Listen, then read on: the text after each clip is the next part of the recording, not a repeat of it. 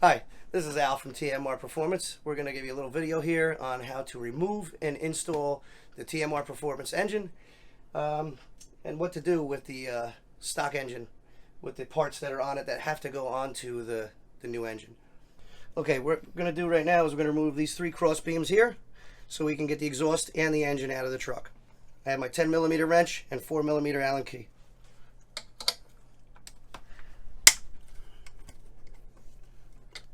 Okay, we removed this bolt on the other side here, and we're going to take this one out now. Each one has two bolts.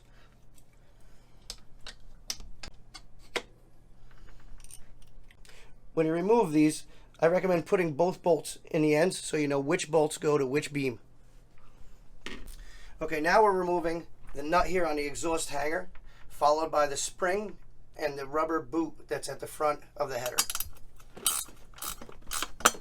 And now we're going to take this clamp off the silicone boot that goes to the exhaust.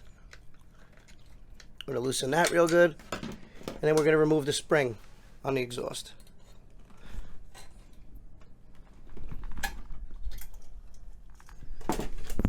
Okay, now we're going to remove the gas tank mount.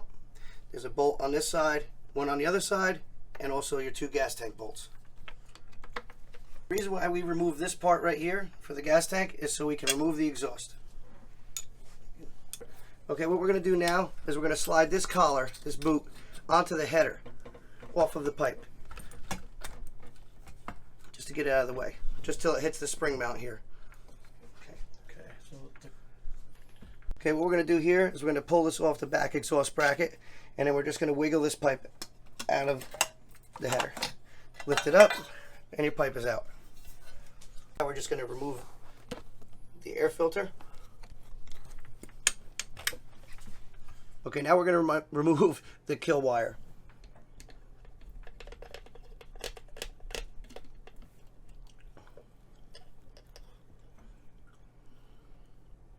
We're going to reinstall this screw just so we don't lose it. Alright, now we're going to remove the fuel lines and throttle cable.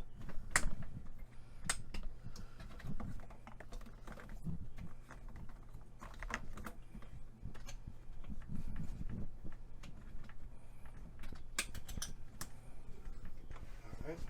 Okay, now we're going to stand the truck on the back bumper. Okay. Now we're going to remove this screw here, and there's one on the opposing side. That's for the engine bracket. This is where the other screw is. It's on the side of the carburetor.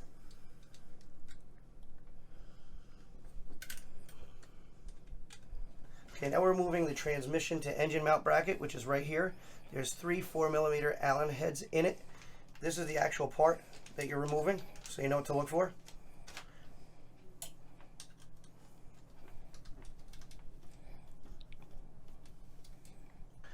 These are the three screws you're taking out.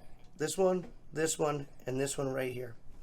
Okay, now we're going to remove two of the engine bolts that are on through the side plate here by the timing cover, opposite of the pull start. Move the opposing bolt. Okay, now we have to remove the bolts in the side plate here.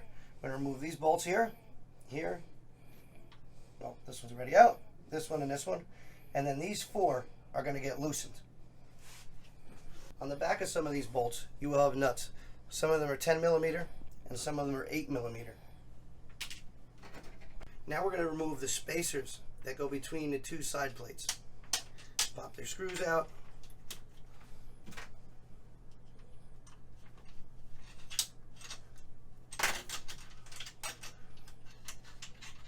Here's your upper one.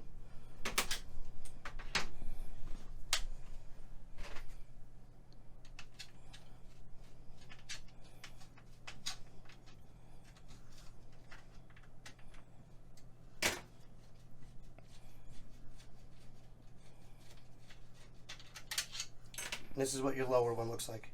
You have the same thing on this side. Okay, now we're going to loosen these bolts here. We're going to take them way out, but we're not going to take them completely out. Just back them way out like this.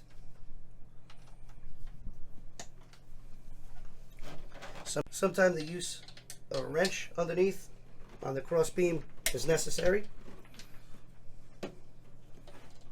Okay, now what we're going to do is we're going to grab this side plate and we're going to wiggle it out and just slide it over a little bit. That'll give us some room to get this thing out. Okay, now we're going to remove the last two engine mount bolts. I'm going to take this one out here.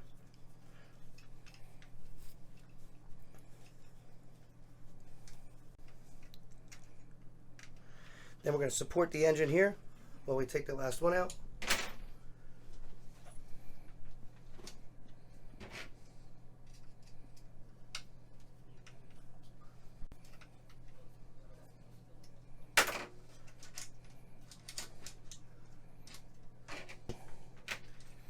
Then we're going to start wiggling the engine out for the clutch housing here. Slide this plate out of the way as we do this.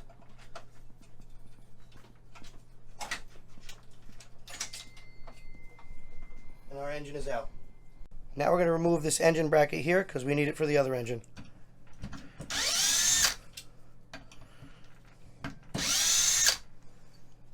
Okay, now we need this header removed to install on the other engine, and these are 5mm. Be sure to take your gasket along with it when you take it off.